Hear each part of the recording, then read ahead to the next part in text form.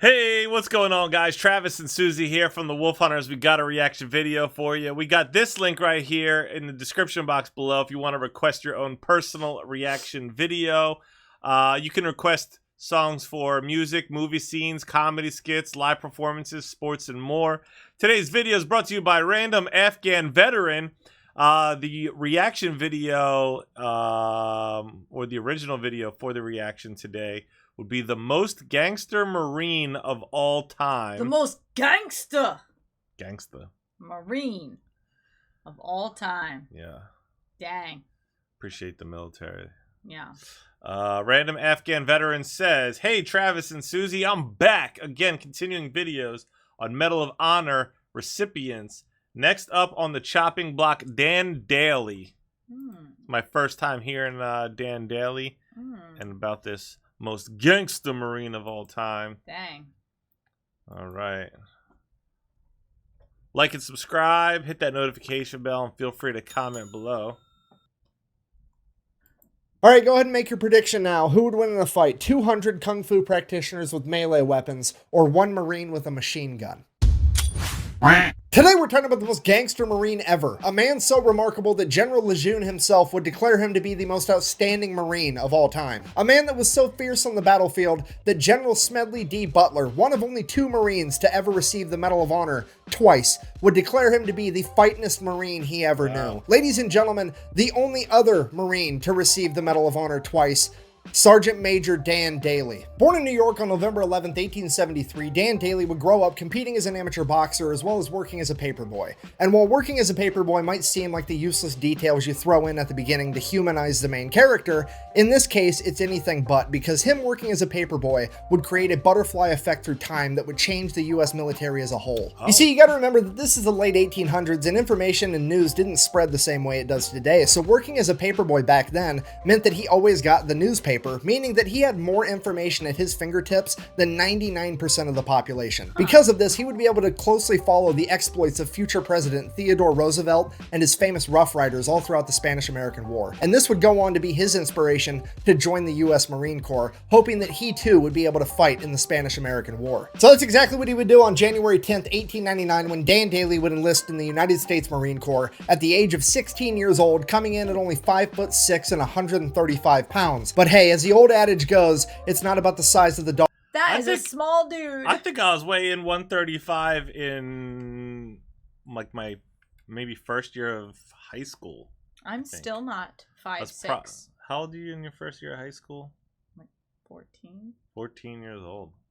6 and 135 pounds. But hey, as the old adage goes, it's not about the size of the dog in the fight, it's about the size of the fight in the dog. You see, the real problem here wasn't his stature, but the fact that he joined to fight in the Spanish-American War, and the Spanish-American War ended on December 10th, 1898, exactly 1 month prior to his enlistment date, but the news hadn't spread that far yet, so he ships off to training anyways. So fast forward, he finishes up training, realizing the Spanish-American War is over. He's kind of like, meh, I mean, the Spanish got off lucky, can't help it. I mean, let's face it, I'm gonna get the action I'm looking for at some point, right? This is America. We've been a country for like 124-ish years at this point. We've been not in armed conflict for all of like 45 seconds at this point. Surely something's gonna pop up soon. So he ends up getting put on ship duty over in the Asiatic fleet on the USS Newark. And sure enough, like after a month of being there, the Boxer Rebellion breaks out, and guess whose ship is the closest one to be able to respond?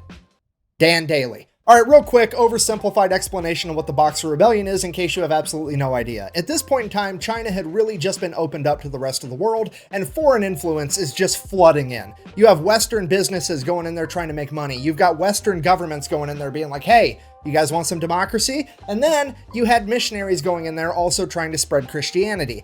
And all of this influence came so fast, so quick, that a large portion of the Chinese population felt that it was too much, too soon, and they started to push back and started a nationalist movement. Part of this nationalist movement was a bunch of young men that practiced Kung Fu. Now, to somebody from the West, Kung Fu looks an awful lot like shadow boxing, so they just referred to these young men as boxers, hence the term Boxer Rebellion. These boxers got together, started their own little club called the Society of the Righteous and Harmonious Fist, and then proceeded to run around beating the shit out of and or killing every foreign diplomat, businessman, and missionary they could find. And it is at that point that the Marines get sent in. So Private Daly and the rest of the Marines show up to Peking, China, which would later go on to become known as Beijing, the capital of China, at which point they promptly and immediately take over a large legation center on the southern border wall of the city, known as the Tartar Wall. They then gather up all the refugees they can find, get them inside the legation center, and set up a defensive perimeter. Things are going well, now we're just waiting for reinforcements. Problem, hours and hours go by, the reinforcements don't show up, and it's about to be dark out. Wow. So at this point, the Marine leadership's thinking like, hey, the reinforcements are definitely on the way, they wouldn't just leave us here, which means the reinforcements have gotten lost because, I mean, let's face it, if there was ever a time or a place where the directions of go to the giant building on the big fucking wall wasn't specific enough, it would be in China, right? I mean, they're known for their big ass walls. It's kind of their thing. So they're lost out there. We need to go find them before nighttime. Otherwise, they're going to get ambushed by like 1,000 of these kung fu guys and they're all going to get killed. So we're all going to leave, go find the reinforcements and come back. Private Daly, you're going to stand guard here by yourself. Now, I don't know what the logic was behind this. I don't know if it was like, fuck Private Daly, he's the new guy, he can have the shitty job, or if it was like, hey, Private Daly's a new guy, this mission's really dangerous, let's leave him here where it's safe, or maybe they knew he was the main character and that he had plot armor. I have no idea. Either way, Private Daly is now effectively playing goalie for America for all of these refugees. Wow. So sure enough, like an hour after all the other Marines leave, hundreds of Boxer rebels show up and they're looking for a fight. Now, a couple of them have guns like muskets and stuff, really outdated weaponry. By and large, they're all carrying traditional Chinese martial arts weapons like swords, bow staffs, what have you. Some of them are even just rocking the old meat mittens, but they're looking for a fight either way. And this is shaping up to be one of the most ridiculous battles of all time. I mean, this is the type of stuff you get drunk at the bar and ask your buddy, like, hey, you think you could take on all 300 Spartans if you had a machine gun? Like, that's exactly what's about to go on here. I mean, in one corner, you've got an 18-year-old Marine with a machine gun, and in the other corner, you have 200 martial artists with, like, bow staffs and shit. You literally have gun fu versus kung fu, okay? And here's the kicker with the entire thing. The Society of the Righteous and Harmonious Fist legitimately and wholeheartedly believes that their martial arts training has made them impervious to bullets. What? Yeah. Wow.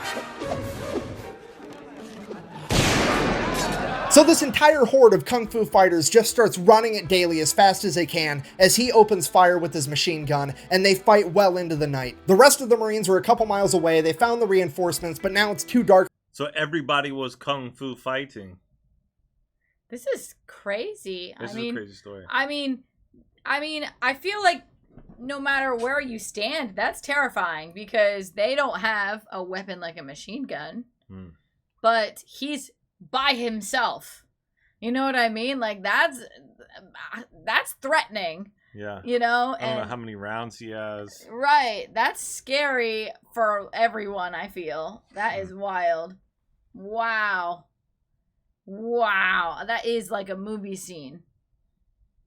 Wow, for them to travel in this rioting city at night safely, so they've adopted a little defensive position, and they're just holding position until daylight. They're literally forced to just sit there and listen to the machine gun fire, and the yelling, and the screaming, and machine gun fire, and then suddenly the machine gun runs out of ammo, and then there's bolt-action rifle fire. He gets the machine gun reloaded, there's more machine gun fire, and this goes on for hours, and then it progressively just gets slower, and there's less machine gun fire, and less screaming, and less machine gun fire, and less screaming, and then suddenly it just stops. At this point, the Marines have to accept the fact that their friend has just died courageously in battle, fighting an entire mob by himself because they left him alone, and all the civilians that they've been tasked with protecting are going to be slaughtered. And now all they can do is sit there and wait for the sun to come up. So the sun comes up and the Marines start making their way back to the legation center, but they're kind of dragging their feet because, well, they know what they're going to find. They're really just there to recover the remains of Private Daly and make sure that those are taken care of. And they start making their way there, and as they get closer, they're like, man, Private Daly really took out a lot of these guys. That's impressive. And they get closer and like, holy shit, he took out a ton of these guys. This is the most aerodynamic mass grave I've ever seen. And they get to the top of the wall, and there's Private Daly smoking his pipe, leaning up against his machine gun, and they're like, holy shit, you made it. He's like, yeah, why wouldn't I? Well, we heard the machine gun stop firing, and we just assumed that you'd been killed. He's like, no. I only quit firing because they quit coming. Dan Daly has effectively pulled off the impossible. He has single-handedly defeated 200 rebels by himself, saving all of the civilians as well as saving the day. All the Marines are like, holy shit, we're gonna nominate this guy for the Medal of Honor because this is incredible. All the businessmen and the delegates are like, oh my god, we've seen what one Marine can do, and now we've got 1,200 Marines. We're definitely gonna make it out of this alive. Hooray. And all the missionaries are like, oh my god, this is not what we meant when we said we wanted to make these people more holy. Shortly after this, Dan Daly would be awarded his first Medal of Honor for the battle, and then he would go on to continue serving in the Marine Corps as if nothing had happened. Okay, fast forward 15 years, now Gunnery Sergeant Daly has been involved in every military conflict the US has for the past 2 decades. He is one of the most experienced combat veterans in the entire US military, and he is a living legend in the Marine Corps. And on October 24th of 1915, Gunnery Sergeant Daly would find himself leading a platoon of men through Haiti during the Cocos Rebellion. Just after his entire company would cross a river, his entire company would be attacked on all 3 sides by over 400 Cocos rebels,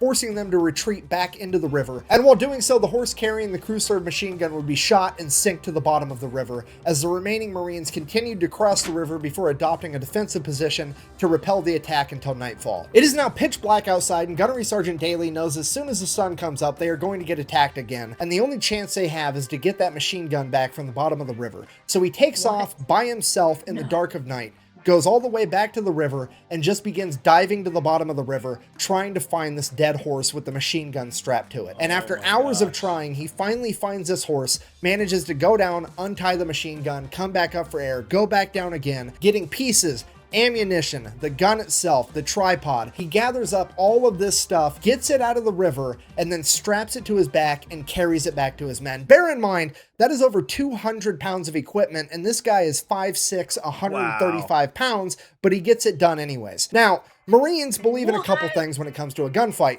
Number 1, bring a gun. Number 2, bring friends with guns. Number 3, decide to be aggressive enough, quickly enough. If you're not picking up what I'm putting down, I'm trying to tell you that he is not about to use this machine gun for self-defense. He's about to use this machine gun for self-offense. First thing in the morning, he gets his men together. They launch an attack first, scattering the enemy into the jungle, retreating, and Daly has effectively saved himself and all of his men, earning himself his second Medal of Honor. Fast forward 2 years, June 1st, 1917, it's World War I, and Daly is now a first sergeant leading an entire platoon of young, inexperienced Marines into the Battle of Belleau. If you don't know the Battle of Belleau, the Germans are just rampaging through France, making a beeline right towards Paris. And at Belleau, the US Army, the Marine Corps, the French Army, and the British Army all get together to stop the German military in their tracks. Now, this made it not only a strategic battlefield, but a symbolic battlefield, because how dare you stop the mighty German military? Now they're going to hit back twice as hard just to prove that it was a fluke. Because of this, right after they stopped the German military on June 1st, the French military is like, okay, we stopped them, let's take the W and head back to Paris and we'll fight from there.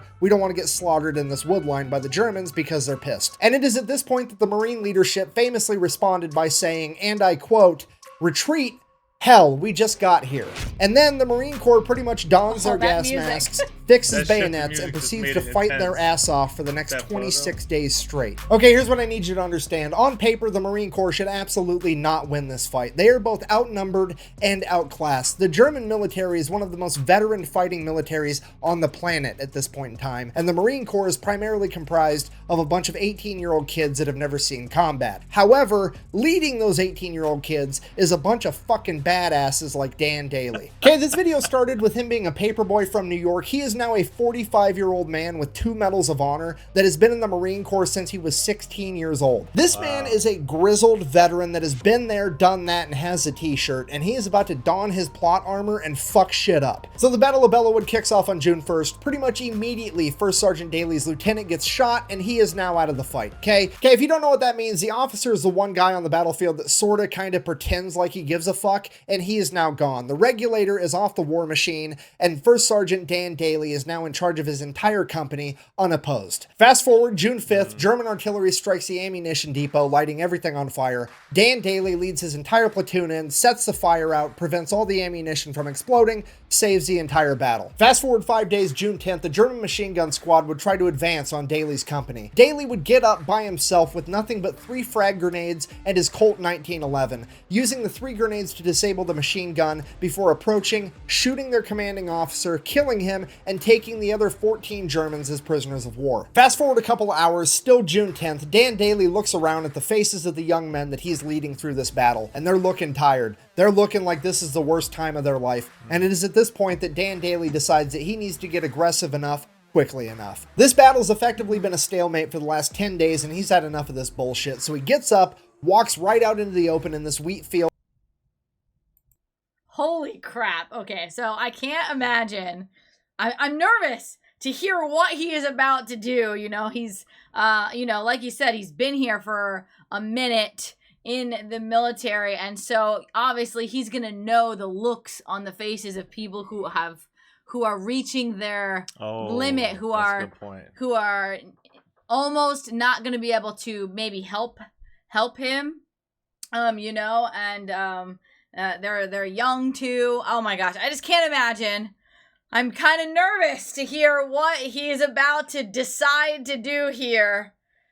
10 days of stalemate.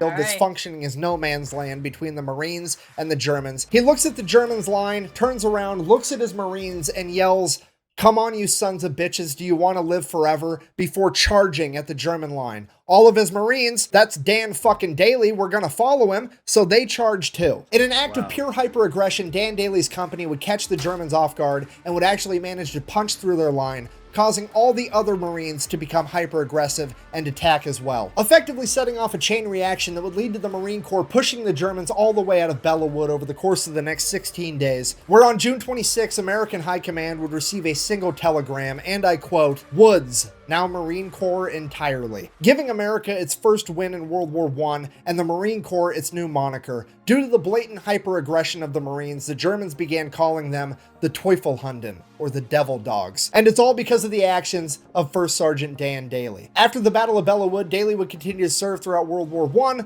until on the 11th hour of the 11th day of the 11th month of 1918, the Germans would surrender, effectively ending World War I, which is why in America we celebrate Veterans Day on November 11th, which is also, by sheer coincidence, I'm sure, Dan Daly's birthday. The guy's the main character. I don't know what to tell you. So then, because Dan Daly was like the badass at the Battle of Belleau, he gets put up for yet another Medal of Honor, potentially becoming the first man in American history to pull off the Medal of Honor hat trick, getting the three-peat. Absolutely everybody that was there that day all signs off on it. His men, his chain of command, they do the paperwork, they send it off to DC to get this man his medal. Then the political side is like, no, absolutely not. We don't care if he earned it or not. It's not about getting what you deserve. It's about doing what we think is fair, and we don't think it's fair that he should get 3 medals of honor, so we're just not going to give it to him because we said so. Go fuck yourself. So instead, they go ahead and they give him the Distinguished Service Cross and the Navy Cross, which, if you don't know, both of those are like tied for the second highest military honor, because apparently second plus second equals first, I guess. Anyways, so he gets those instead. And then, bear in mind, this is 1919, right after World War I. Like a month later in 1919, the military creates a new law that you're only allowed to earn 1 Medal of Honor. Okay, what? Dan Daly is so fucking gangster, they literally had to change the rules on how many times you're allowed to achieve the highest honor in the military. After World War I, he would retire as a sergeant major, having turned down becoming a commissioned officer on multiple occasions, citing that he would rather be an outstanding sergeant than just another officer. He would then go on to work as a bank security guard, where for 17 years he would be the living embodiment of the world's shittiest lottery ticket for anybody dumb enough to try to rob that bank. Could you imagine just being some bank robber trying to get some quick cash and you run into the most gangster Marine of all time? Okay, I'm just gonna throw it out there. He didn't retire from being a bank security guard until 1936, and John Dillinger's bank robbing spree was from 1933 to 1934. So for a couple of years there was a significantly greater than 0% chance that the world almost got the ultimate clash of the bank robbing gangster and the most gangster Marine to ever live. And I'm gonna go ahead and write that down in my book as the coolest thing to never actually happen. In conclusion, Mark Twain is frequently accredited with the famous quote, "It's not about the size of the dog in the fight, but the size of the fight in the dog." When in reality, it wasn't Mark Twain that said that first. It was actually Dwight D. Eisenhower, 5-star Army general and the 34th President of the United States. Somebody that would have known good and well who Sergeant Major Dan Daly was. And I think that maybe, just maybe, he had that 5'6", 135-pound devil dog on his mind when he came up with that quote. Thank you for watching. Best way to support the channel is go buy some merch at thefatelectrician.com. Quack bang. Wild. Out. I cannot believe that my favorite character from Starship Troopers is actually based off Dan Daly, and I had no idea. Come on, you ape! You want to live forever? I expect the best, and I give the best. Here's the beer. Part of me just like wants to. I want to hear more about him. Like, is he like who he was as a person? Because that's like just not typical. And like, I just wonder like how, like, what his personality was like. You know, on top of all that stuff. Yeah. Thank you so much for that one. Thank you guys for hanging out. If you enjoyed hanging out, like and subscribe. Check out this link below to request your own personal reaction video. Stay tuned. Stay positive. We love you guys, and we'll see you next time. Bye. Bye.